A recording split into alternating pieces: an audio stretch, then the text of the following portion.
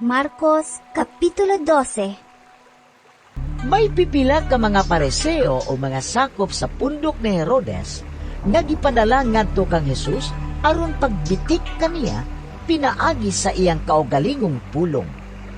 Miduol sila kaniya og miingon, Magtutudlo, nasayod kami nga ikaw musulti gayod sa tinuod, ug dili ka mahasol sa mga huna-huna sa mga tao, kay dili ka man magsapayan sa kahimtang sa tao.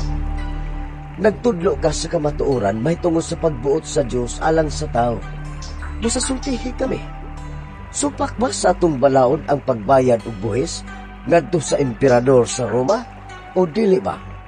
apan nakasabot si Jesus sa ilang tuyo pagbitik kaniya, busa nangutana siya. Nganong naninguha man kamo sa pagbitik kanako?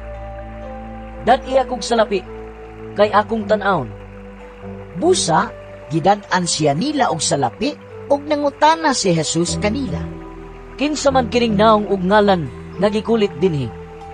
Mitubag sila Sa emperador. og miingon si Jesus, Kung mao kana, ihatag ninyo ngadto sa emperador ang iya sa emperador, ug ngadto sa Dios ang iya sa Dios. og nahibulong kaayo sila kaniya.